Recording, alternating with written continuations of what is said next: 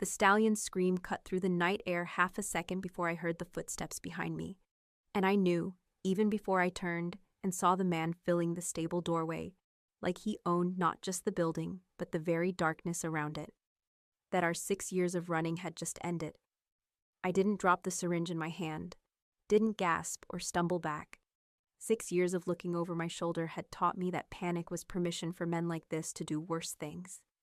"Easy," I murmured, and I wasn't sure if I was talking to the horse or myself. The stallion, Silver Hollow's most expensive boarder, a temperamental gray who'd been colicking for the past hour, shifted his weight, ears flicking toward the stranger. Animals always knew when a predator walked in. Serafina Rowan, the man's voice was low, controlled, with an accent that pulled at memories I'd spent years trying to bury. Italian, Northern Italian, Viscari Italian. Or should I call you Sarah Brennan? That's the name on your employment file here, isn't it? My hand stayed steady as I withdrew the needle and capped it. "The owner's not here. You'll have to come back in the morning." "I'm not here for the owner." I finally looked at him fully. Tall, probably 6'2". Dark hair, darker eyes. A face that was too sharp to be classically handsome but too compelling to look away from. His suit was black, perfectly tailored, and completely wrong for a stable at 1 in the morning. But it was the way he stood, utterly still, utterly confident, that made my pulse spike. He wasn't here to talk about horses. "Then you're trespassing," I said. "So are you." He stepped inside and the space seemed to contract. "This ranch is owned by a shell company that traces back to a man who owes my family a considerable debt, which means everything here belongs to us, including the woman who's been hiding under a false name, working for minimum wage, pretending her father didn't steal $3 million and enough compromising information to destroy half the political infrastructure of the northeastern seaboard." The syringe slipped from my fingers. I caught it before it hit the ground. "I don't know what you're talking about," I said. "Yes, you do."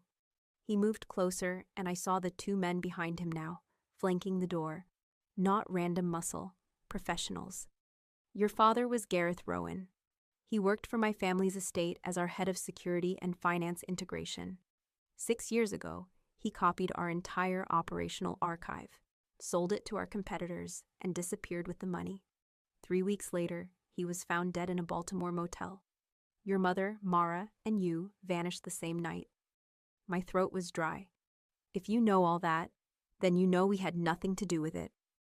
"I know your mother was his wife. I know you were 19, studying pre-veterinary science, spending most of your time in our stables." His gaze flicked to the horse, then back to me.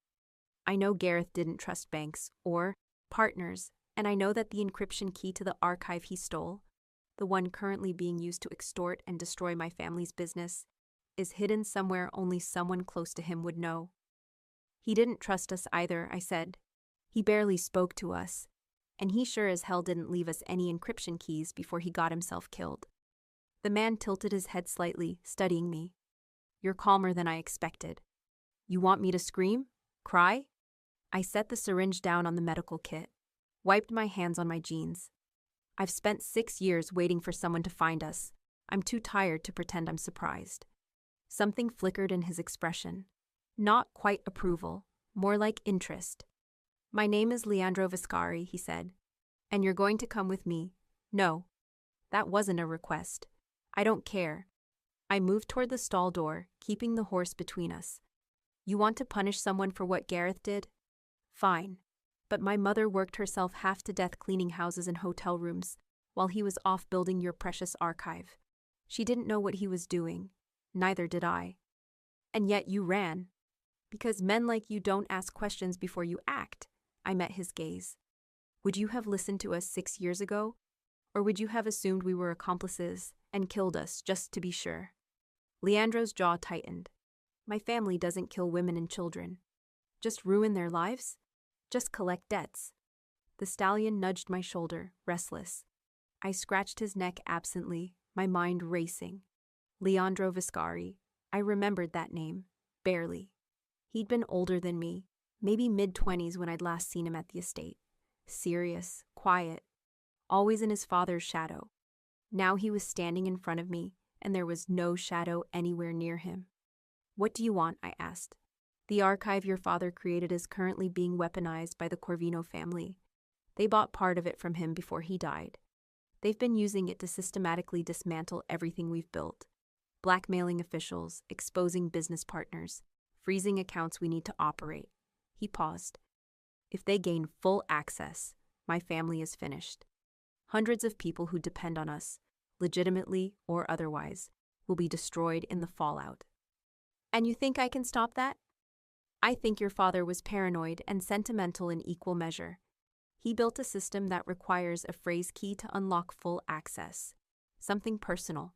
Something he tied to the only two people he never tried to kill. My stomach dropped. You're insane. I'm thorough, Leandro gestured, and one of his men stepped forward with a tablet. He pulled up a document, lines of code, fragments of text, scattered references.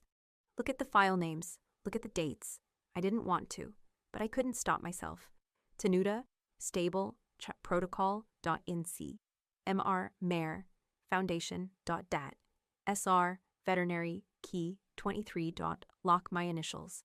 My mother's initials. Horse terminology. That doesn't prove anything, I whispered. It proves enough. Leandro lowered the tablet. You and your mother are coming with me to Tenuta Viscari. You're going to help me reconstruct what Gareth built, identify exactly who he sold to, and unlock the archive before the Corvinos finish what he started. And if we refuse, then I leave you here, and when the Corvinos figure out the same thing I did about the phrase key, they'll come for you instead. His voice was flat, matter of fact. They won't be as patient. I looked past him, toward the ranch house where my mother was sleeping. She'd been so tired lately, thinner. The cleaning job here was supposed to be easier than the last 3, but she still came back with her hands raw and her back aching. What happens after? I asked. After we help you? That depends on whether you're useful. Not good enough. I crossed my arms. My mother comes with me. She stays with me. No locked rooms, no isolation, no threats. And when this is over, you let us go. New identities, clean papers, enough money to disappear properly. Leandro's expression didn't change. You're negotiating? You need us. That means we have leverage. I held his gaze. So yes, I'm negotiating. For a long moment, he just looked at me.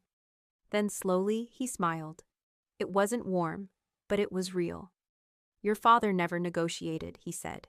He just took what he wanted and ran. I'm not my father. No. Leandro stepped closer, and I forced myself not to back away. You're not, which is why I'm going to agree to your terms. Your mother stays with you. You'll have reasonable freedom within the estate. And if you help me neutralize this threat, I'll personally ensure you both disappear so completely that even I won't be able to find you again. You're lying. Probably. He held out his hand. But it's the best offer you're going to get tonight. I stared at his hand, at the ring with the Viscari crest, at the scars on his knuckles that said he didn't just give orders from behind a desk. The stallion shifted again, and I realized I was still touching him, still grounding myself in the familiar warmth of something innocent and uncomplicated. If I took Leandro's hand, I'd be walking back into the world I'd spent 6 years running from. The world that had destroyed my father and nearly destroyed us. But if I didn't, the Corvinos would come, and they wouldn't offer deals. I reached out and shook his hand.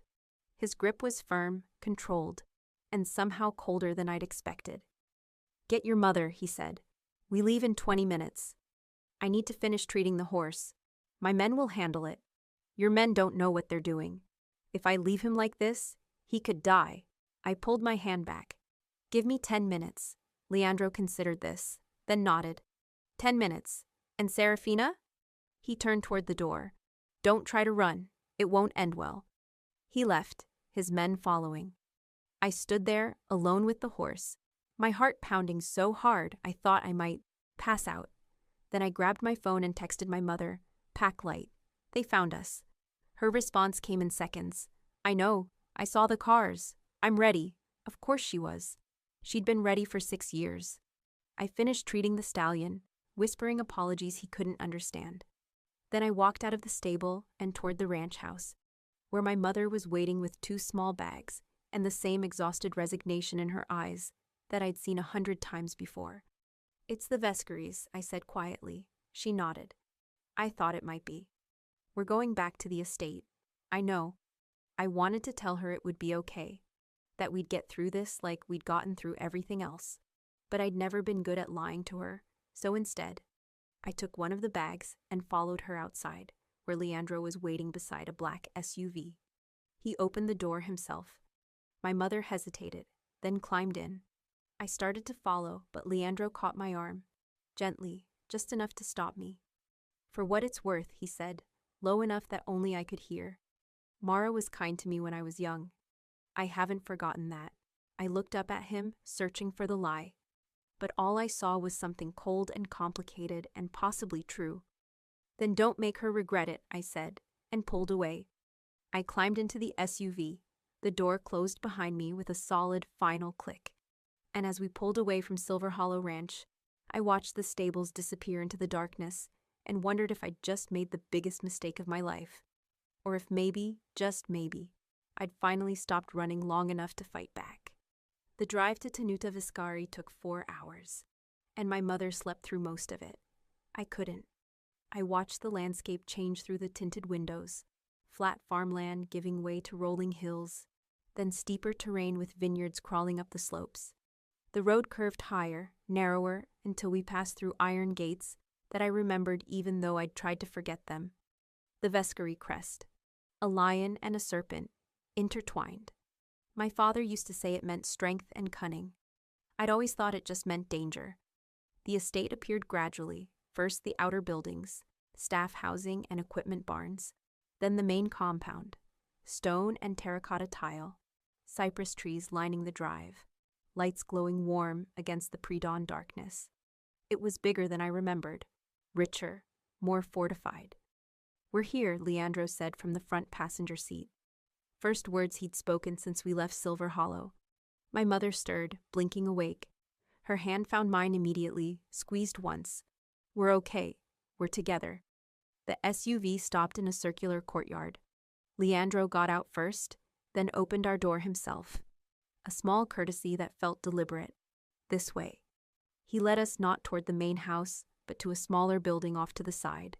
2 stories, newer construction, with security cameras visible at every corner.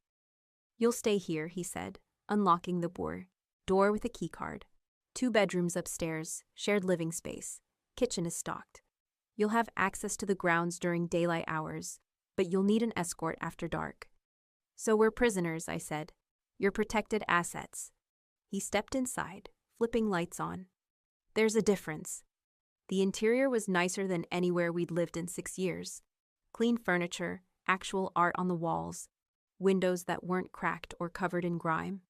My mother moved past me, already assessing, checking locks, sight lines, exits, old habits. "Someone will bring you breakfast at 7, Leandro continued.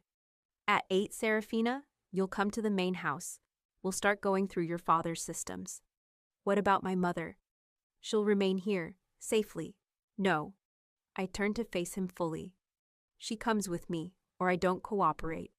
His jaw tightened. "She'll be bored." "She'll be with me."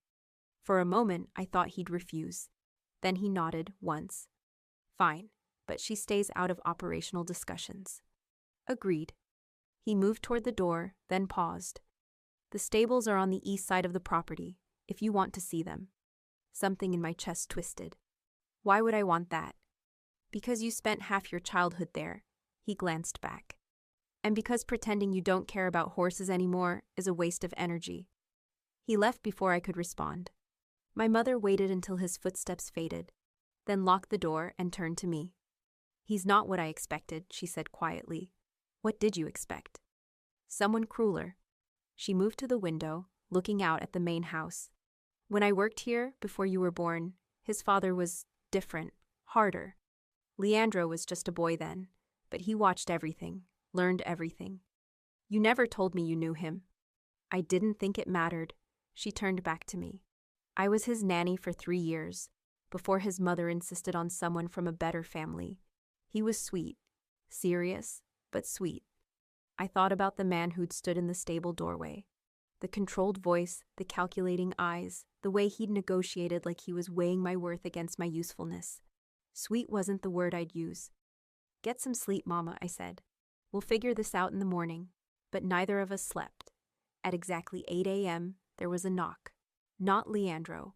One of his men, tall, blonde, with a face that suggested he'd broken his nose at least twice. "I'm Carlo," he said. "I'll take you to the main house." My mother and I followed him across the courtyard. The morning sun was already warm, the air thick with the scent of grapes and earth and something else. Money, maybe. Or just the weight of old power. The main house was exactly as I remembered. Vaulted ceilings, dark wood, oil paintings of stern-faced ancestors. But there were new things too. Better security, modern technology grafted onto Renaissance bones. Carlo led us to a study on the second floor. Leandro was already there, standing behind a massive desk covered in laptops, tablets, and stacks of printed files. He'd changed into dark slacks and a white shirt with the sleeves rolled up. More relaxed, but no less focused. "Good morning," he said, like this was a normal business meeting. "Morning," I replied. He gestured to the chairs across from him. "Sit. We have work to do." My mother took a seat near the window, pulling out a book she'd brought, making herself invisible, the way she'd learned to do in rooms where powerful men made decisions. I sat across from Leandro and waited. He slid a tablet toward me. "This is everything we've recovered about your father's archive. File structures, encrypted containers, metadata. The Corvinos have been using fragments of it for the past 6 years, but they don't have full access. Neither do we." I scrolled through the data. It was dense, technical, organized in ways that felt both familiar and alien. "What exactly are you hoping I'll find?" I asked. "Patterns, connections, anything that might tell us where he hid the master key." Leandro leaned forward, hands flat on the desk. "Your father was methodical. He wouldn't have left this to chance. He'd have created a failsafe, something that required specific knowledge to unlock. And you think that knowledge is me? I think it's something tied to you, or your mother, or both." I looked at the file names again. Tenuta, Stable, Chakra Protocol. SR, Veterinary, Key, 23. "These references," I said slowly. "They're from when I was 17, 18, before everything went wrong." "What do you remember from that time?" "I remember spending every spare moment in the stables. I remember wanting to be a vet so badly I could taste it." I paused. "I remember my father barely noticing I existed unless I was in his way." "He noticed," Leandro said quietly. "He kept detailed logs of everyone on the estate, including you." That sent a chill through me. "Why?" "Because he was paranoid. Because he was planning his exit. Because—" Leandro's phone buzzed. He glanced at it, frowned. "We have a problem." "What kind of problem?" "The kind where someone just tried to breach our perimeter." He stood, already moving toward the door. "Stay here. Carlo will—" "No," I was on my feet. "If this is about the archive, if the Corvinos are already making moves, then I need to understand what we're dealing with." He stopped, turned. "This isn't a negotiation. Everything's a negotiation." I held his gaze. "You brought me here because you need my help, so let me help. Or admit you just wanted a hostage and stop pretending this is a partnership." Something flickered in his expression. Surprise, maybe. Or respect. "Fine," he said. "But you do exactly what I tell you. Understood?" "Understood." We moved fast, down the stairs, through a side corridor, out into the courtyard where 3 SUVs were already idling. Leandro's men were everywhere, armed, coordinated, professional. "South perimeter," one of them reported. 2 vehicles, civilian plates, stopped just outside camera range. One occupant got out and approached the fence. "Corvino?" Leandro asked. "Can't confirm yet." "Then let's confirm." We climbed into the lead SUV, Leandro, Carlo, me, and 2 other men whose names I didn't know. My mother tried to follow, but Leandro shook his head. "She stays. You wanted to come, she doesn't." I hated that he was right. The drive took less than 5 minutes. We stopped 100 yards from the perimeter fence, where a single man stood with his hands visible, making no move to run or hide. That's bold, Carlo muttered. Or stupid, Leandro said. He turned to me. Stay in the vehicle. What are you going to do? Talk to him. And if he's armed, then we'll have a very short conversation. Leandro got out, Carlo and the others flanking him. I watched through the tinted window as they approached the stranger. Middle-aged, expensive suit, confident posture, not a scout. Someone important. They talked for maybe 3 minutes. I couldn't hear anything, but I could read Leandro's body language. Tense, controlled, angry. Then the stranger handed him something. An envelope. Leandro opened it, read whatever was inside, and his entire demeanor changed. Not softer, harder, colder. He said something sharp. The stranger shrugged, got back in his car, and drove away. When Leandro returned to the SUV, his face was stone. What was that? I asked. He handed me the envelope. Inside was a single photograph. My mother and me, taken yesterday at Silver Hollow Ranch. Standing outside the stable, clearly visible, time-stamped, and written across the bottom in red ink. We know where she is. We know what she's worth. Let's make a deal. My hands shook. They've been watching us? For how long? We don't know. Leandro took the photo back. But now they've confirmed what I suspected. You're not just a potential key to the archive. You're leverage. Against who? Against me. Against anyone who tries to protect you. He pulled out his phone, started typing rapid-fire messages. This changes things. How? It means we're on a clock now. The Corvinos will move faster, push harder. They'll try to take you, or they'll try to force my hand by threatening you. He looked at me directly. And it means you don't leave the estate grounds without a full security detail. Not for any reason. I'm already a prisoner. No, you're a target. His voice was flat. There's a difference. Back at the main house, Leandro called an immediate meeting with his core team. 6 men, all older, all watching me like I was a bomb that might go off. The Corvinos have confirmed Serafina Rowan's location, Leandro said without preamble. They're escalating. We need to assume they'll attempt extraction within the week. Then we move her, one of the men said. Dark suit, gray hair, a scar along his jaw. Somewhere more secure. There is nowhere more secure than here, Leandro replied. And moving her plays into their hands. They'll hit us during transport. So what's the play? We accelerate the timeline. We unlock the archive before they can make their move. Leandro looked at me. Which means Serafina works around the clock until we find the key. I'm not a computer, I said. I can't just magically remember something my father never told me. Then we recreate his thinking. We map his patterns. We find the logic he used to build the encryption. Leandro's gaze didn't waver. You knew him. You knew his routines. That's our advantage. My advantage, I corrected. Which means I set the terms. The room went very quiet. Excuse me, one of the older men said. You need me, I said, forcing my voice to stay steady. Without me, you're guessing blind. So here's what I want. Full access to my father's old files, his calendar, his movements during the 6 months before he disappeared. And I want access to the stables. The stables? Leandro's tone was careful. If my father built this encryption around my life, then I need to be in the places where I actually lived. Not sitting in an office staring at screens. I leaned forward. Let me work the way I think. Let me move, or this takes twice as long. The older men looked at Leandro, waiting for him to shut this down. Instead, he nodded slowly. Agreed, with conditions. Name them. You're accompanied at all times. You don't leave the stable area without clearance.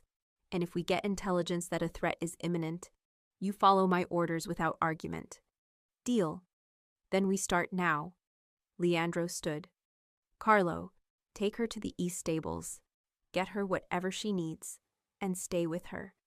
As the meeting broke up, I caught Leandro's arm. Thank you. He looked down at where my hand touched his sleeve, then back at my face. Don't thank me yet. This could still go very wrong. I know. Do you? He stepped closer, and suddenly the air felt thinner. Because the Corvinos don't negotiate. If they get their hands on you, they won't ask nicely for information. They'll take it. I'm aware of the stakes. Are you aware, he said, voice dropping, that if it comes down to a choice between your safety and the survival of my family, I will choose my family? I should have been afraid, should have pulled away. Instead, I held his gaze. Then I guess I'd better make sure you don't have to choose. For a heartbeat, something shifted between us. Something dangerous and electric and entirely too complicated for a conversation in a room full of armed men. Then he stepped back, and the moment broke. Go, he said. Find me something useful. The stables were bigger than I remembered, cleaner, better equipped, with at least 20 horses in residence. Carlo stood near the entrance, watchful but quiet, while I moved from stall to stall. A bay mare with kind eyes, a young gelding who snorted at my approach, 2 chestnut thoroughbreds who watched me like they were trying to decide if I was trustworthy. And then, in the far corner, I saw her, a dapple gray mare, older now, with a white star on her forehead. Stella, I whispered. She lifted her head, ears pricked, and I swear she recognized me. I was inside the stall before I thought about it, hands on her neck, breathing in the smell of her, hay and warmth and memory. You remember me, I said, and my voice cracked. She nuzzled my shoulder, and for the first time in 6 years, something inside me loosened. This was what my father had stolen. Not just safety or stability, but the life I was supposed to have, the animals I was supposed to care for, the dream I was supposed to chase. And now I was back, but only as a tool, only as leverage. Serafina, I turned. Leandro stood in the stable doorway, backlit by afternoon sun. She was mine, I said. Before we left, she was the first horse I ever trained alone. He stepped inside, moving carefully, like he didn't want to spook the mare. I know, I kept her. Why? Because Mara asked me to. He stopped a few feet away. Before you disappeared, your mother came to me. She said if anything happened to your family, would I make sure Stella was cared for? I said yes. Something in my chest hurt. You were just a kid.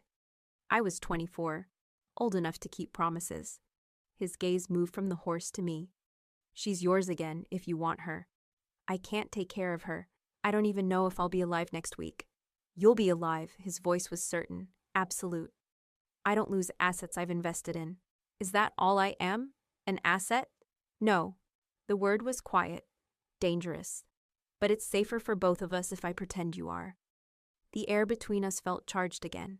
Too close, too complicated, too something I didn't have a name for. I need to work, I said finally, stepping away from Stella. If I'm going to find this key, I need my father's records from the time period when he was naming these files. I'll have them sent to the study. Not the study, here. I gestured to the stable. This is where I think best. Leandro considered this, then nodded. I'll have a secure laptop brought down, and a desk. And coffee. And coffee. A hint of something, amusement, respect, crossed his face. You're very demanding for a hostage.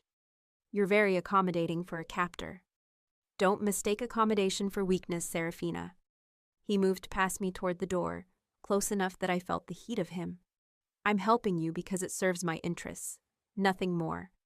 Keep telling yourself that. He paused, looked back. What's that supposed to mean? It means, I said carefully, that you could have sent any of your men to show me the stables. You could have had them bring the files, but you came yourself. To ensure you're safe. Or because you're curious. I held his gaze. About whether the girl you remember is still in here somewhere. About whether I'm worth the risk you're taking by keeping me alive. For a long moment, he didn't respond. Then he said, very quietly, you're worth considerably more than I expected, which is exactly what worries me. He left before I could ask what that meant. Carlo cleared his throat. He's not usually like that. Like what? Uncertain. Carlo leaned against the stable wall. Boss always knows what he wants, how to get it, what it'll cost. But with you, I think he's still calculating. Great, I'm a math problem. You're a variable? Carlo grinned. Way more dangerous. I spent the next 6 hours in the stables, surrounded by horses and file printouts and a growing headache. My father's records were meticulous. Every meeting, every transaction, every movement tracked and documented. But there was nothing obviously personal. No hidden messages, no clear pattern that screamed encryption key here. Just data. Cold, efficient, mercenary data. Find anything? Leandro appeared around 7 p.m., holding 2 paper cups. Coffee? I asked hopefully. Tea. You've had 4 coffees already, according to Carlo. Tattletale. Conscientious employee. He handed me the cup, then leaned against Stella's stall. So? Your father's security protocols referenced animals, I said. Code names based on horses. Leone for leadership tracks. Serpente for enforcement. Cavallo for logistics. I remember. My father used that same system in his file naming, but he personalized it. Made it about specific horses here, specific dates. I pulled up a spreadsheet I'd built. Tenuta Stable Protocol references a quarantine we had in December 2018. Imster Mare Foundation is about a breeding program my mother helped manage. An SR Veterinary Key 23. What about it? 23 was the year I turned 18. The year I officially started my vet training internship here. I looked up at him. It's also the year your father approved my apprenticeship application. Leandro straightened. You think the key is tied to that date? I think the key is tied to something that mattered to my father in a way that had nothing to do with business. I stood, moving to where he could see the screen. He didn't care about us personally, but he cared about appearances, about legacy, about proving he'd built something legitimate. And you getting that apprenticeship proved it. Exactly. I scrolled through more files. If he built the encryption around that moment, around the idea of me succeeding where he came from nothing, then the phrase key isn't random. It's specific, personal. So what's the phrase? I don't know yet, but I'm close. I met his gaze. I need access to the official apprenticeship documents, the ones your father signed, and I need to see the stable logs from that month. Why? Because my father was there when I got the approval. He watched your father sign the papers, and he said something to me afterward, something I didn't understand at the time. I tried to remember. He said, now you're worth something. Now you have value. Like it was the first time I'd ever mattered. Leandro's expression darkened. He was a bastard. He was a lot of things. I finished the tea, set the cup aside. But he was also predictable. He built his entire life around value assessments and leverage. So if he built this key around me, it's because he saw me as the one asset he could control completely. He was wrong. The certainty in Leandro's voice made something flutter in my chest. Was he? I asked quietly. You're here. You're working the problem. You're negotiating terms. Leandro stepped closer. If he thought you were controllable, he didn't know you at all. We were standing too close again. Close enough that I could see the silver threads in his dark eyes, the scar along his jaw I hadn't noticed before, the way his pulse jumped in his throat. I should get back to work, I said. You should eat and sleep. You've been at this for 9 hours.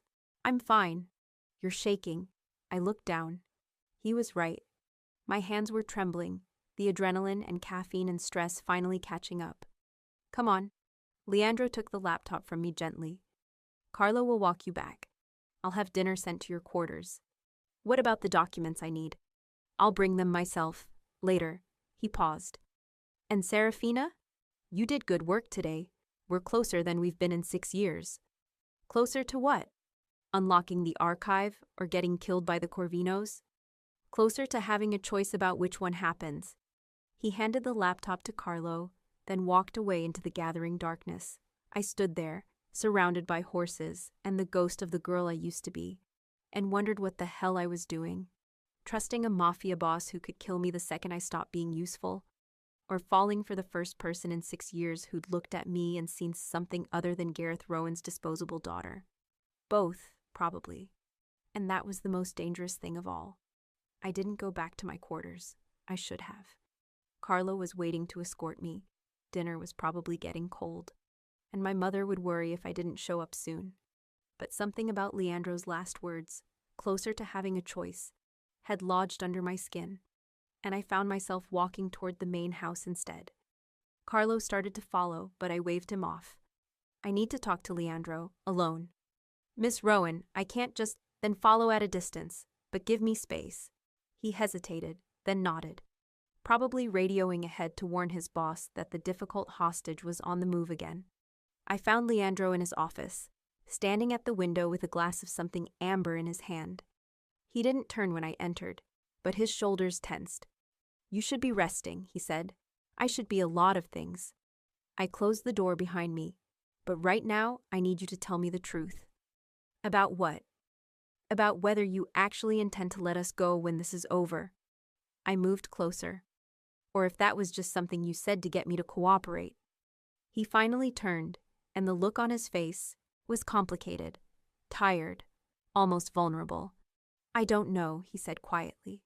"That's not good enough. It's the only honest answer I have." He set the glass down. 6 years ago, I would have hunted you down and made an example of you. Justice for what your father did. Closure for my family. And now I've spent 2 days watching you reconstruct a system that baffled my best analysts. I've watched you negotiate like you were born to it.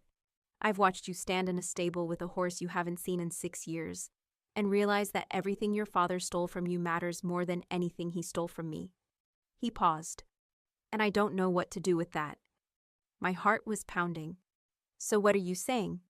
"I'm saying that keeping you alive has stopped being about strategy and started being about something I can't afford." He stepped closer. "I'm saying that you're dangerous in ways I didn't anticipate." "Dangerous how?" "Dangerous like I'm standing here wondering what would happen if I crossed the room and kissed you instead of walking away like I should." The air left my lungs. "That's a bad idea," I managed. "I know. I'm leverage. You said so yourself. I know that too. And if the Corvinos find out you care about me, about keeping me alive for reasons that have nothing to do with the archive, they'll use it against you." "Serafina!" His voice was rough. "I'm aware of every single reason this is a mistake." "Then why are you still standing here?"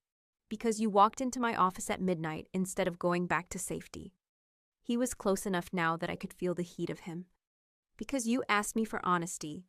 And the honest answer is that I've been thinking about this since I watched you negotiate with a Mafia boss in a stable while holding a syringe like a weapon. That was 2 days ago, exactly. I should have backed away. Should have remembered that this man held my life in his hands, that trusting him was suicide, that wanting him was even stupider than trusting him. Instead, I said, 'So what are you going to do about it?'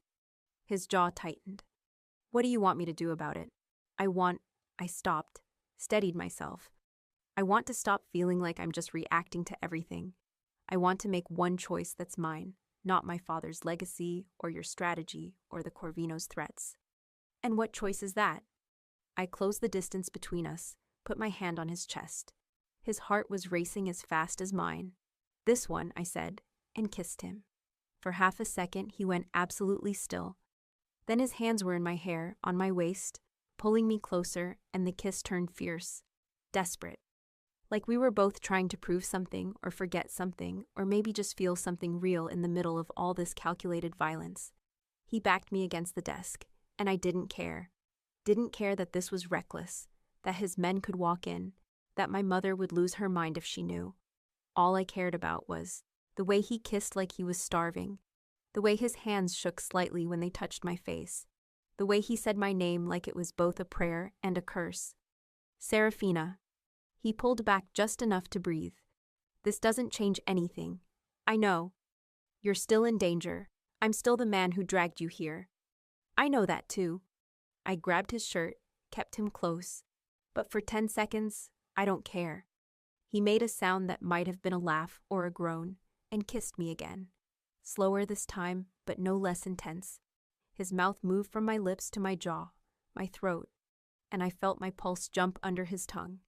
"We can't do this," he said against my skin. "We're already doing it." "I mean, we can't." He stopped, pulled back, and I saw the exact moment reality crashed back in. "Cristo, if my men see this, if word gets out—" "Then don't let word get out." I straightened, tried to catch my breath. This was my choice, mine, and I'm not apologizing for it. "I'm not asking you to." He ran a hand through his hair, disheveled in a way that made him look younger, more human. "But I'm asking you to understand what it means, for both of us." "What does it mean?" "It means that if the Corvinos figure out you're more than just a tool to me, they'll come at you twice as hard, His voice was tight. It means that every decision I make from here on out is compromised. It means you have something to lose. I held his gaze. Welcome to my world. I've had something to lose for 6 years. He stared at me, something shifting in his expression. Then he reached out, traced his thumb along my jaw. Gentle, careful. Go back to your quarters, he said quietly, before I make this worse. Worse how? Worse like I stop caring about strategy altogether and just lock you somewhere the Corvinos will never find you. That's called kidnapping.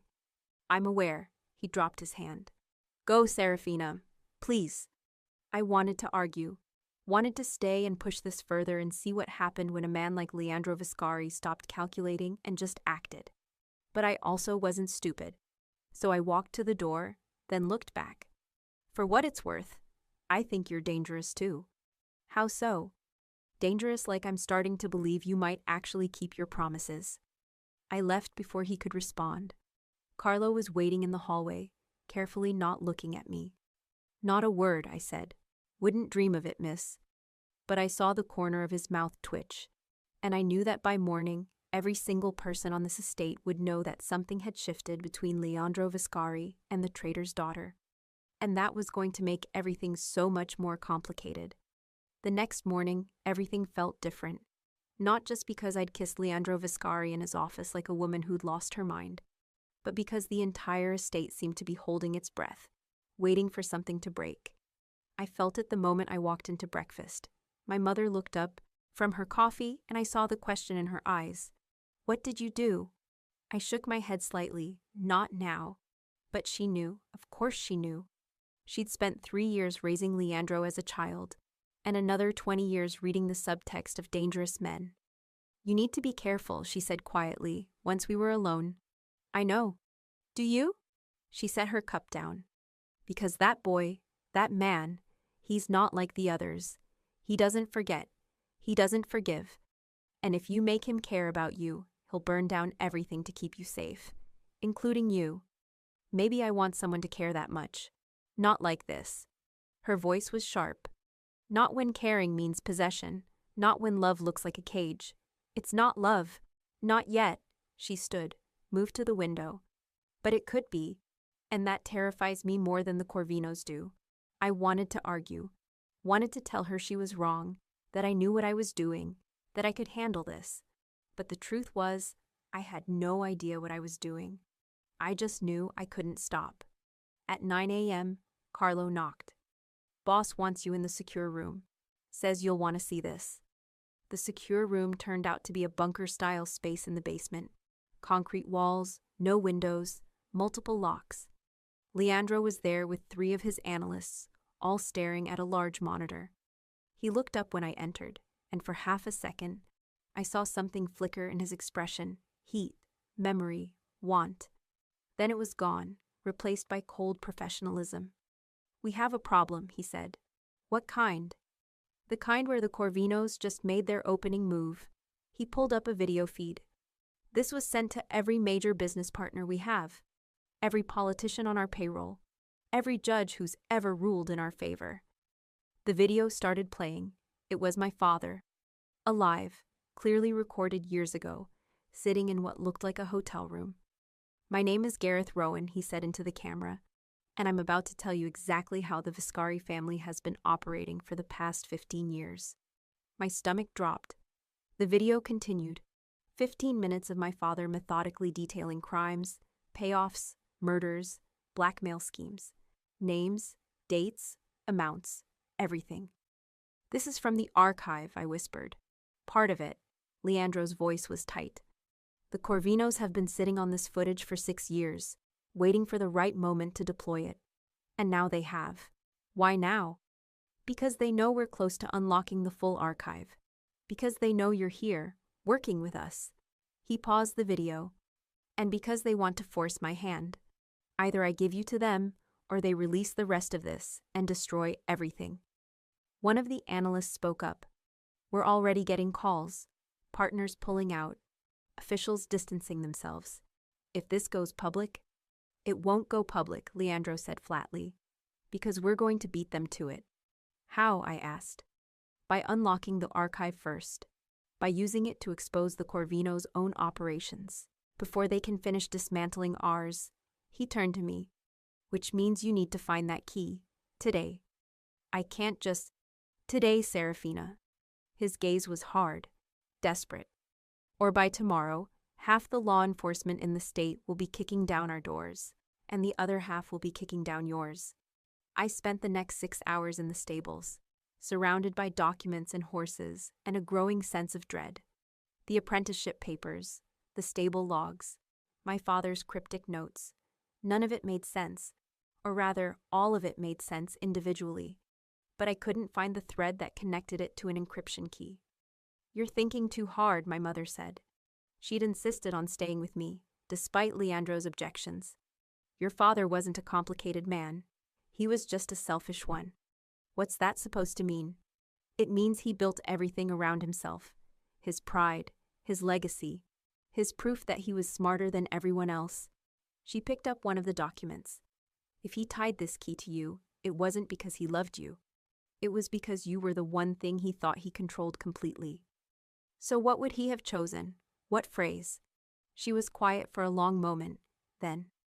Do you remember what he said the day you got your apprenticeship approval? He said I was finally worth something. Before that, right when you showed him the papers, she closed her eyes, remembering. He looked at the signature, Antonio Viscari's signature, and he said, "Now you have their name on you, now you're protected." My breath caught. Their name. He was obsessed with that. With the idea that aligning with the Viscari gave us value. Gave us power. She opened her eyes. What if the phrase isn't about you at all? What if it's about them? I grabbed my laptop, pulled up the encryption interface. The file is SR Veterinary Key 23. My initials, the word veterinary, the year. And the phrase, I typed slowly. Viscari Protection 2023 access denied. Not protection, my mother said. He wouldn't have used that word. It's too soft. I tried again. Viscari Signature 2023 access denied. Think like him, she urged. What mattered to Gareth? What did he worship? Power, leverage, control. And what did the Viscari signature give you? I stared at the screen, my father's voice echoing in my head. Now you have their name on you. I typed, Viscari Seal SR 2023. The screen flickered, then, access granted, level 1. Oh my God, I whispered. Files started flooding the screen. Thousands of documents, organized by date, by name, by operation. The full archive, or at least the first layer of it. Serafina, my mother's voice was sharp. What did you just do? I unlocked it. My hands were shaking. I actually unlocked it. I needed to tell Leandro, immediately. But as I started to stand, something on the screen caught my eye. A folder labeled Contingency, Viscari Internal. I clicked it, and my entire world shattered. The folder contained emails, transcripts, recorded conversations, all between my father and someone inside the Viscari organization, someone who'd helped him build the archive, someone who'd fed him information, access, opportunities, someone who'd been planning to betray the family from the inside for years. And at the bottom of the file, a name, Antonio Viscari, Leandro's father. No, I said out loud. No, that can't be right. But the evidence was there. Dates, transactions, recorded calls, where Antonio discussed splitting the profits, using Gareth as the fall guy, disappearing the money before anyone could trace it back to him. Mother hadn't betrayed the Viscari family alone. He'd been working with the head of the family.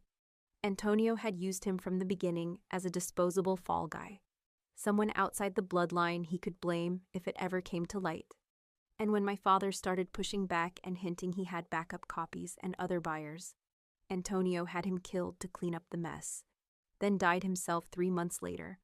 Heart attack on the certificate. But now I wondered. Mama, I said, voice shaking.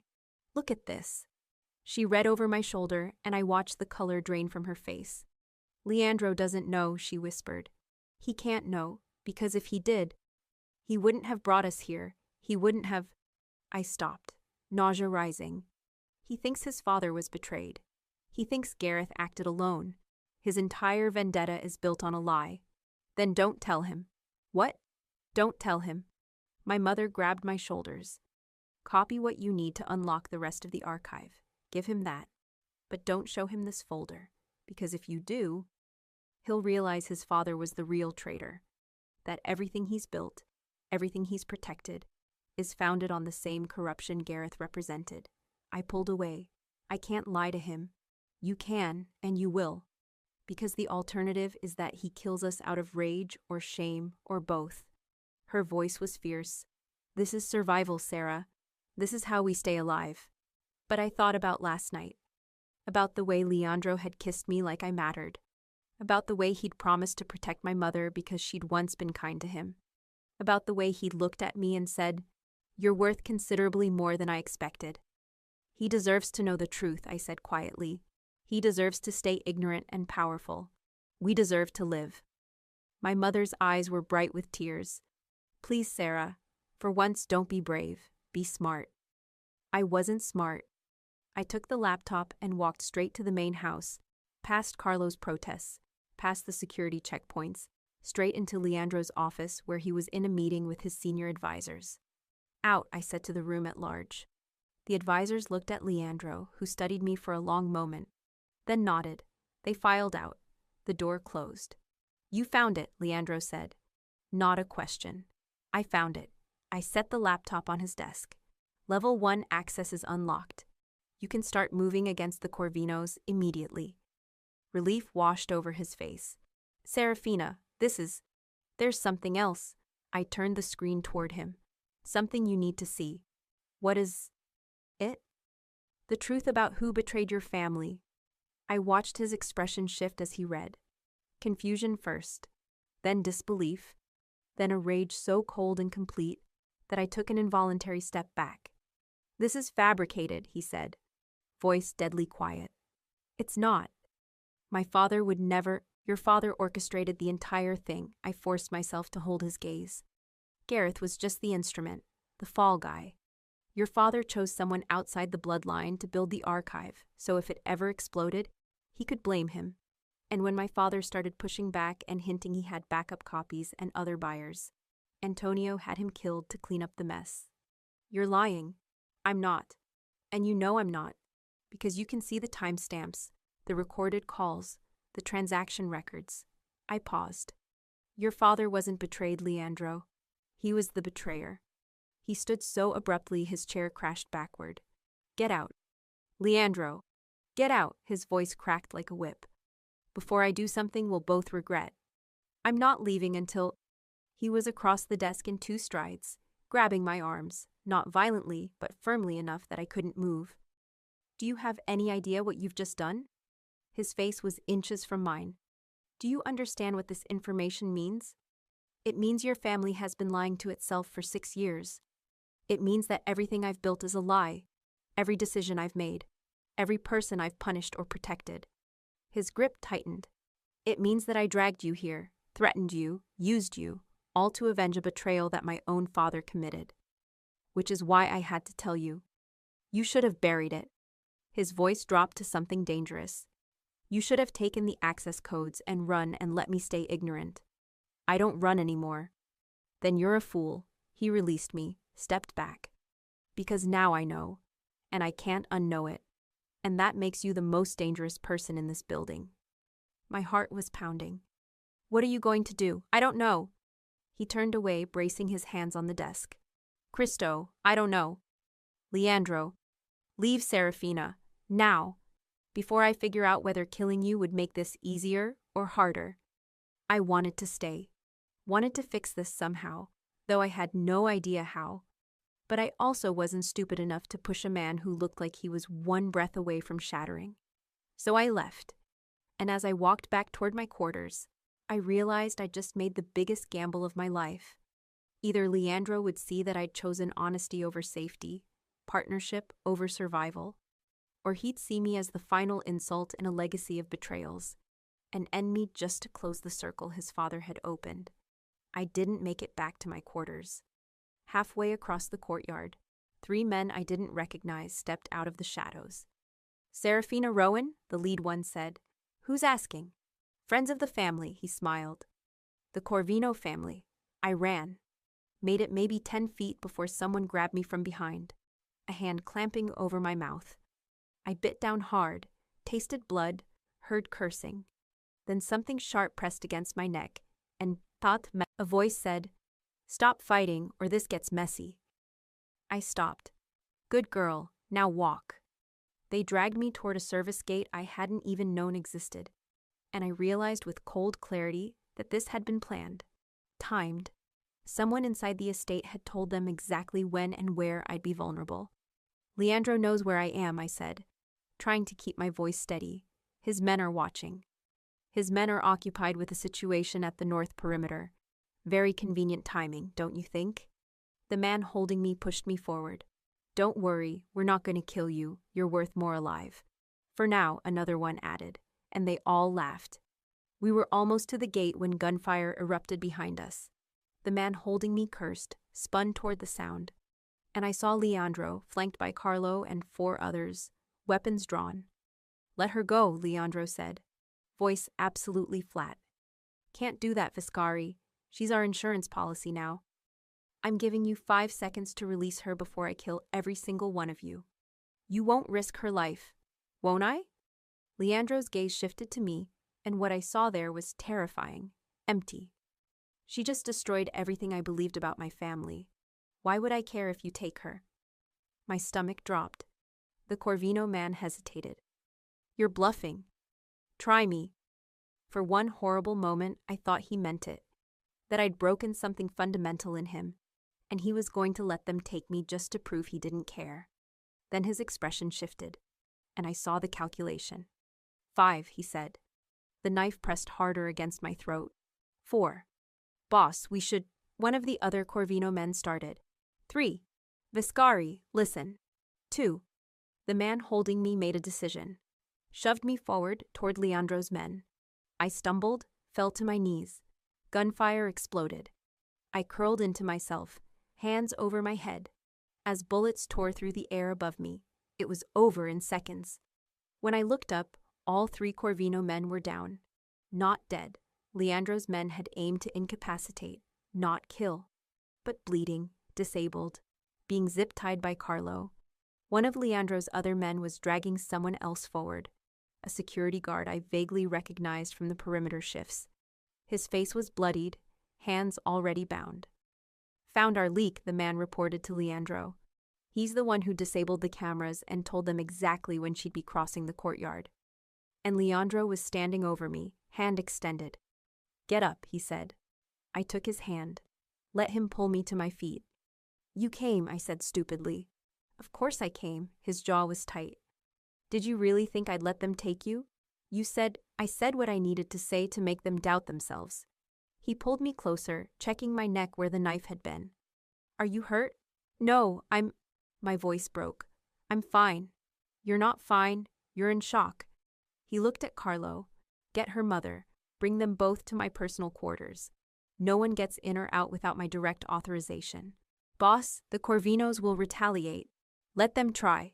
Leandro's voice was ice. They just attempted a kidnapping on my property. That's a declaration of war, so we give them one. He started walking, still holding my hand. I followed, because I didn't know what else to do. His personal quarters were on the top floor of the main house, bigger, more secure, with windows that overlooked the entire estate. My mother was already there, pale and furious. What happened? She demanded. Corvinos breached the perimeter, Leandro said. Attempted to extract Serafina. They failed. Because of you. Because I was paying attention. He released my hand, moved to pour himself a drink. You'll both stay here tonight. Tomorrow we regroup. Regroup how? I asked. He downed the whiskey in one swallow. By finishing what you started. You unlocked level 1. That gives us enough leverage to expose the Corvinos' operations to law enforcement. We feed them to the authorities, let them collapse under their own crimes. And your father's involvement? Stays buried. His back was to me. No one needs to know. It doesn't change anything. It changes everything. For me, maybe. He turned, and his expression was devastated. But not for the people who depend on this family to survive. Not for the businesses and families and operations that exist because of what we built. So we bury it. We move forward. And we never speak of it again. Leandro. I mean it, Serafina. He moved closer. You were right to tell me. I understand why you did. But now I need you to help me keep this secret. Can you do that? I looked at my mother. She nodded slightly. Yes, I said. I can do that. Good. He exhaled, some of the tension leaving his shoulders. Then we end this. Together. How? By using the leverage we have to offer the Corvinos a deal. They walk away from the archive, and we don't expose their operations. Clean break. Everyone survives. You think they'll take that deal? No. His smile was sharp. Which is why you're going to deliver it personally, with a twist. My blood went cold. What kind of twist? The kind where you use the partial archive access to feed them poisoned information. Make them think they're getting what they want while we're actually setting them up for a fall. He looked at me steadily. You said you wanted to stop being a pawn. Here's your chance to be a player. It was reckless, dangerous, exactly the kind of move that could get me killed. It was also the first time anyone had ever trusted me to do something that mattered. I'm in, I said. My mother made a sound of protest, but I shook my head. I'm in, I repeated. Tell me what you need me to do. Leandro smiled, and for the first time since I'd shown him that folder, I saw something other than devastation in his eyes. I saw respect. The plan was insane. That's what my mother said when Leandro laid it out at 2 a.m, all of us exhausted and wired on adrenaline and too much coffee. You want to send my daughter into a meeting with the Corvinos, she said, voice tight. Alone, with falsified archive data, and hope they don't just kill her on the spot. Not alone, Leandro corrected. She'll have a wire, tracking, a full tactical team positioned within a 2-minute response radius. 2 minutes is a long time to be dead. Which is why she won't be. He looked at me. The meeting is public, neutral ground. The Corvinos won't risk exposure any more than we will. They'll listen to the offer, verify the data we give them, and make a decision. And when they realize the data is poisoned, I asked, by then we'll have already fed it to law enforcement, with annotations pointing to Corvino operations specifically. He pulled up a map on his tablet. The meet is here, a restaurant in the city. Upscale, visible, plenty of witnesses. Adrian Corvino himself confirmed he'll be there. Why would he agree to meet with me? Because I told him you were ready to betray me. Leandro's expression was unreadable. That you'd discovered something about my father's involvement in the original betrayal, and you wanted to sell that information to the highest bidder. My stomach twisted. So he thinks I'm exactly like my father. He thinks you're smart enough to recognize leverage when you see it. Leandro leaned forward. And he's desperate enough to believe it. The Corvinos are bleeding resources fighting us. They need a win. You're offering them one. A fake win. The best kind. What about the mole, I asked. The one who helped them with the kidnapping attempt? Leandro's expression went cold. Dealt with. Permanently exiled from our operations. He won't be providing the Corvinos with any more information. I looked at my mother. She was staring at Leandro with an expression I couldn't quite read. You're using her as bait, she said quietly. I'm using her as a weapon, Leandro replied. There's a difference. Not to me. Mama, I reached for her hand. I want to do this. Why? Because he's convinced you it's the only way? Because you think you owe him something? Her voice cracked. Or because you've fallen for a man who will always choose his empire over your life? The room went very quiet. Leandro stood slowly. Mara, may I speak with you, privately? My mother hesitated, then nodded. They stepped into the adjoining room, and I heard low, intense conversation. Not arguing, something else. When they returned 5 minutes later, my mother's eyes were red. What did you say to her? I demanded. I reminded her that I kept my promise, Leandro said. 6 years ago, she asked me to look after Stella if anything happened to your family. I did. And I'm asking her to trust that I'll look after you the same way. That's different. Is it? He moved closer. You're going into this meeting with every protection I can provide. Full tactical support, real-time monitoring. And if anything goes wrong, I will personally extract you and damn the consequences. Even if it costs you the Corvinos, the archive, everything you've worked for? Yes. The certainty in his voice made my chest tight. Okay, I said. Then let's do this. The restaurant was called Il Tigno Nero, the Black Swan. Upscale Italian, the kind of place where the menu didn't bother listing prices. I wore a simple black dress that Leandro's people had provided, along with a wire so thin I could barely feel it against my skin. The tracker was embedded in a bracelet that looked expensive but felt like a shackle. Carlo drove me.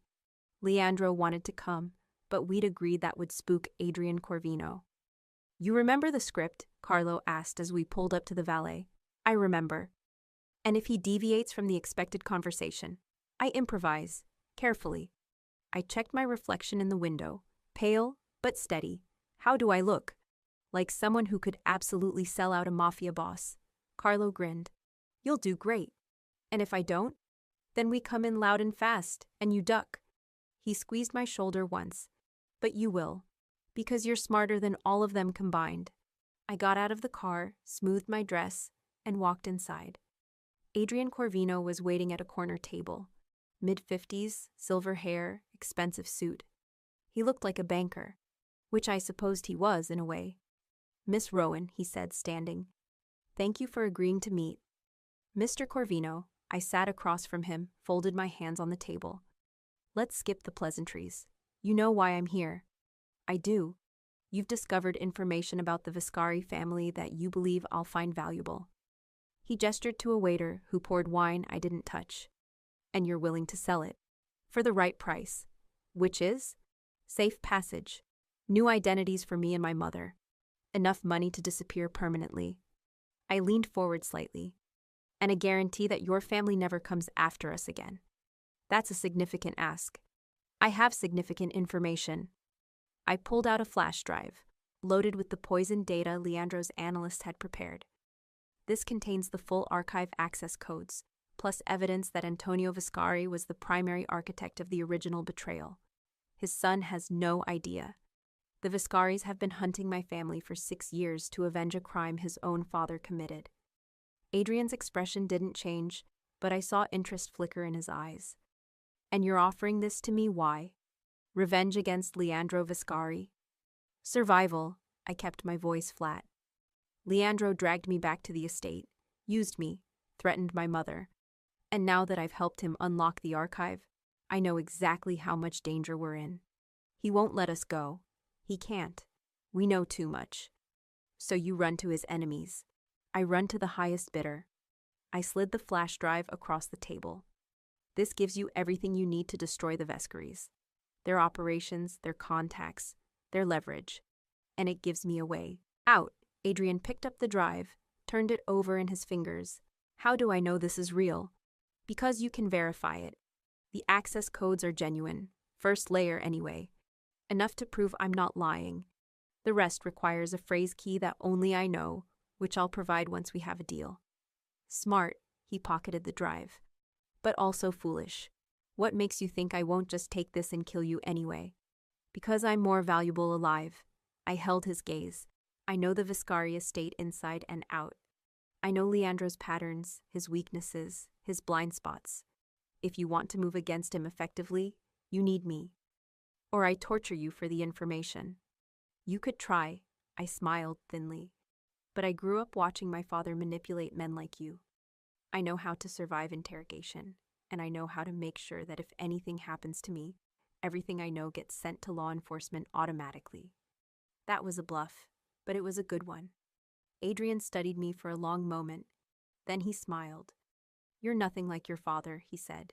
He was a coward who ran when things got complicated. You're walking toward the danger. I'm walking toward the exit. There's a difference. Perhaps, he signaled the waiter. I'll need time to verify this information. 3 days.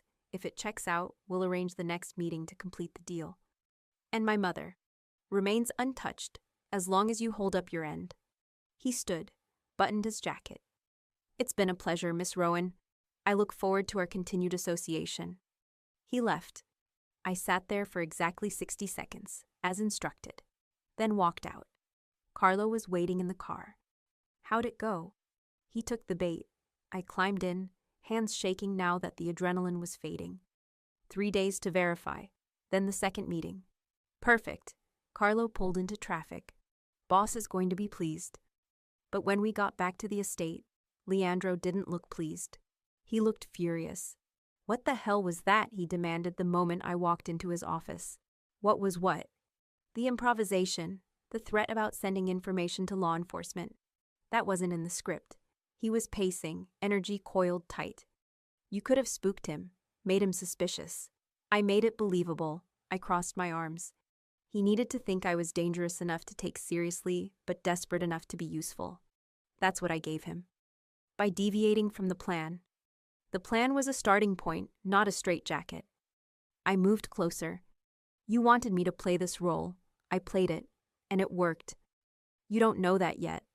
Yes, I do, because I watched his eyes. I watched him calculate whether I was worth the risk, and I made sure the answer was yes. I paused. You need to trust me, Leandro, or this whole thing falls apart. He stopped pacing, turned to face me fully. I do trust you. That's the problem. How is that a problem? Because trusting you means caring whether you live or die.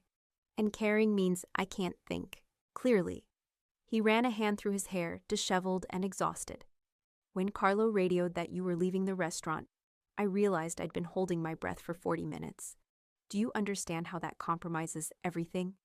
So what are you saying? I'm saying that after this is over, after the Corvinos are neutralized and the archive is secured, you need to leave. His voice was rough. You need to take your mother and disappear, exactly like I promised. Because if you stay, I will never let you go. And that's not fair to either of us. My heart was pounding. What if I don't want to leave? Then you're a fool. Or maybe I'm finally brave enough to choose what I actually want instead of what's safe. I closed the distance between us. You said I was dangerous. You were right. But not because of leverage or information. Because of this. I kissed him. For half a second, he didn't move. Then his hands were in my hair, on my waist, pulling me against him like he was trying to fuse us together. This is a mistake, he said against my mouth. I know. We can't do this. We're already doing it. He made a sound that might have been a laugh or a groan, then lifted me onto the desk. My dress rode up, his hands slid to my thighs, and for a few perfect minutes, nothing else existed. Not the Corvinos, not the archive, not the fact that we were standing on opposite sides of a legacy of betrayal. Just him, just me, just this. When we finally broke apart, both breathing hard, he rested his forehead against mine. I don't know how to do this, he said quietly. Do what? Want you and keep you safe at the same time. He pulled back, cupped my face. Every instinct I have says to lock you in the most secure room on this estate and never let you near danger again. And then I'd hate you. I know. He smiled, sad and real, which is why I won't. But Cristo, Serafina, you make it hard to be smart. Good. I kissed him again, softer this time. Because I don't want smart, I want real. Real is dangerous. I've noticed. The next 3 days were a strange kind of limbo. We waited for Adrian Corvino to verify the data. Waited for him to take the bait and request the second meeting. Waited for everything to either work perfectly or explode in our faces. Leandro's analysts confirmed that the Corvinos were accessing the poisoned files, running verification checks, comparing them against their existing archive fragments. They're buying it, one of the analysts reported. They think they're getting real access codes. And law enforcement? Leandro asked. Already moving. We fed them the annotated files yesterday. They're building cases against 3 Corvino operations as we speak. Timeline? Coordinated raids in 72 hours. Right after your second meeting with Corvino. Perfect synchronization. Or perfect disaster, depending on how the next 48 hours went. I spent most of my time in the stables, working with Stella and trying not to think about all the ways this could go wrong. My mother found me there on the second evening. You're in love with him, she said, without preamble. I didn't deny it. Is that a problem? It's a complication. She leaned against the stall door. but maybe not a bad one.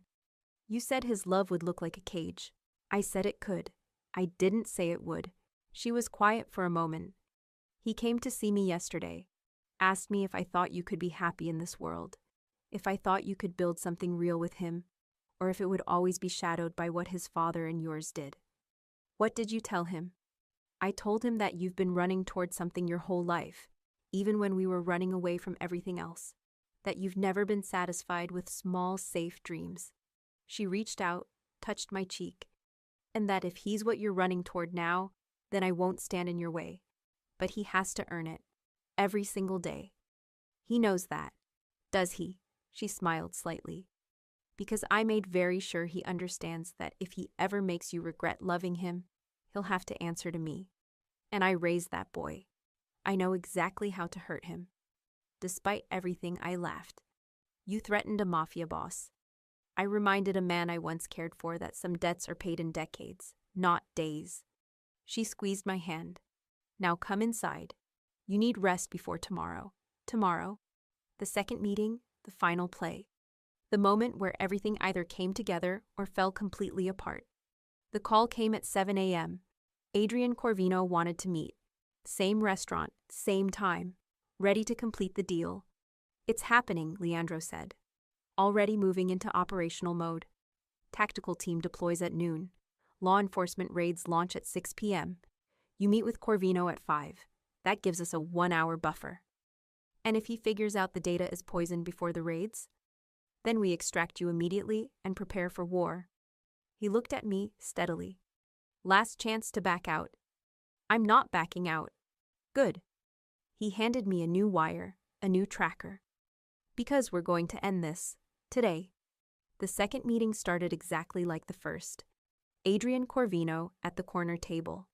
Expensive wine, calm, calculating smile. But this time, something felt different. He was too relaxed, too confident. Miss Rowan, he said, I verified your information. It's impressive. Thank you.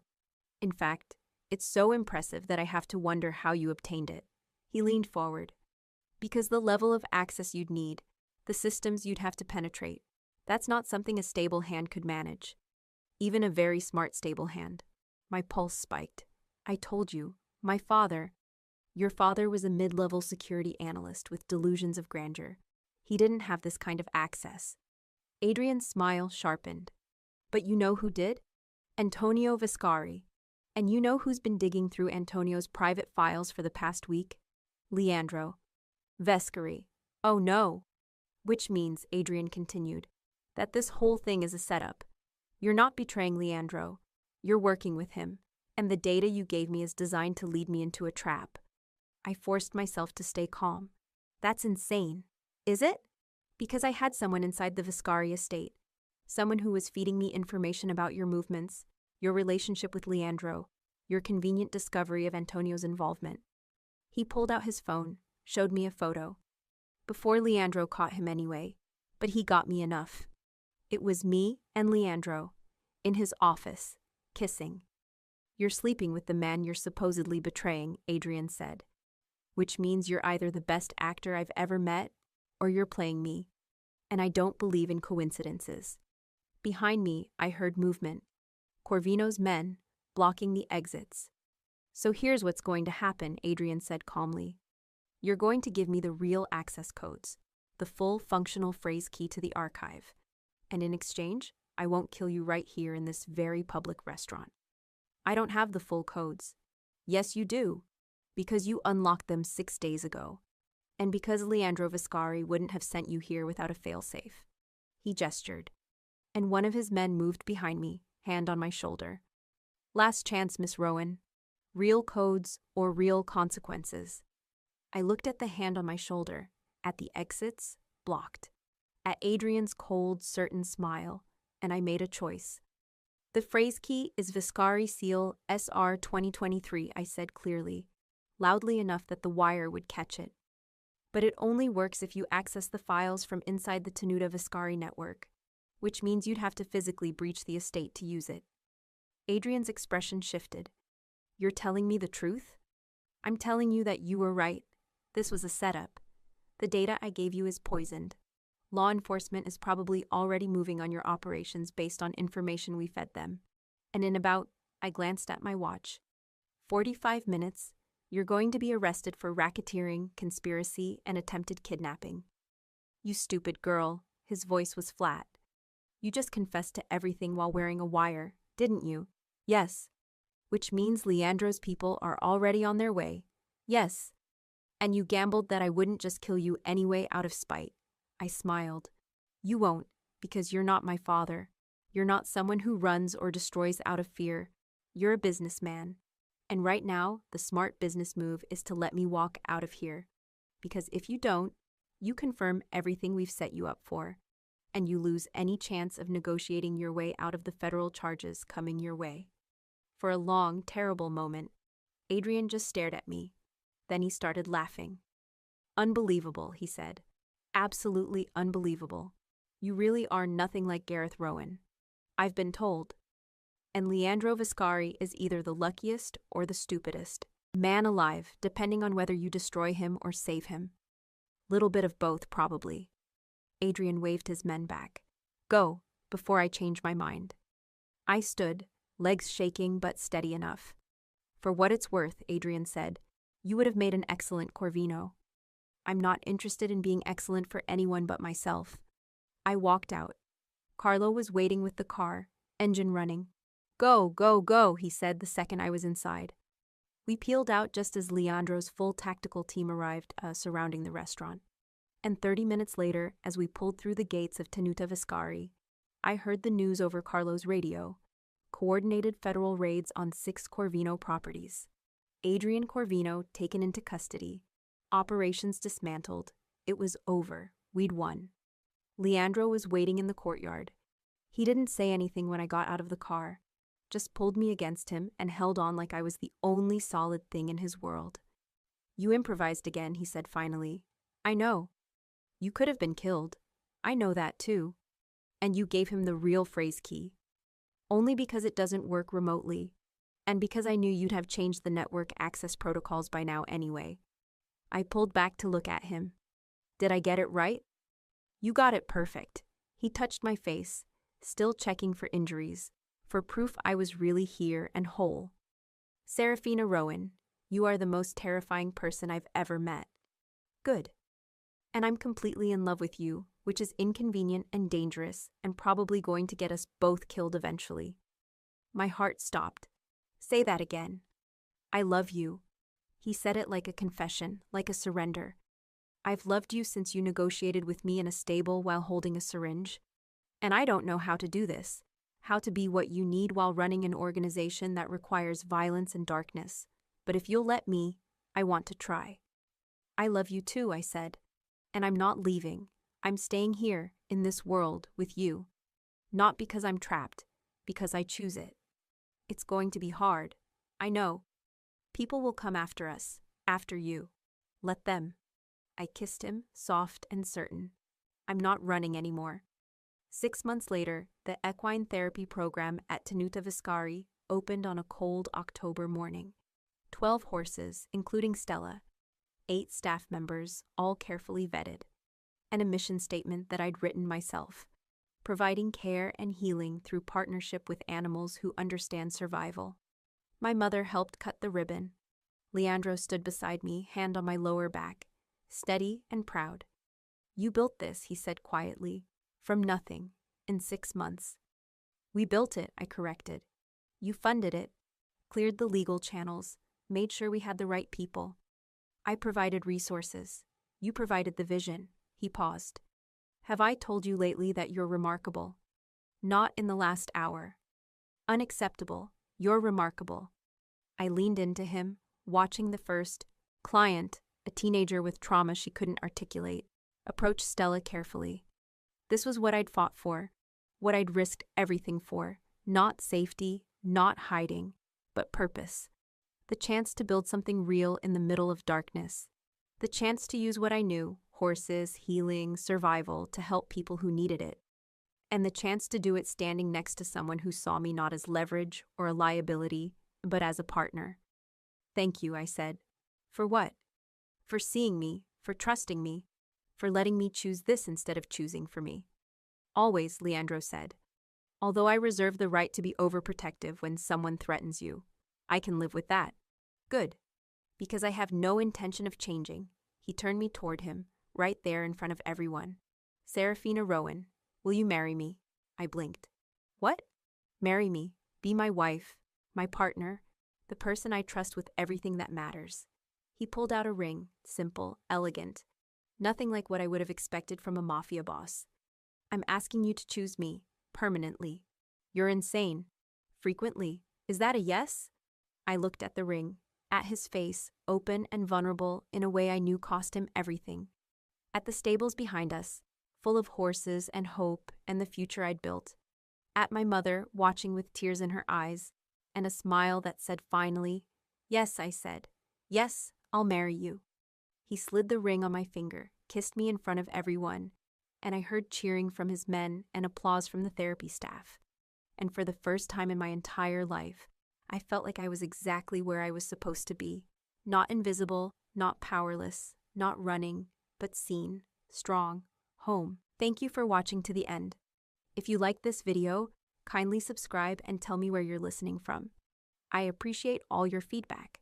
The kind words mean a lot. Thank you for letting my stories keep you company. It truly means more than you know.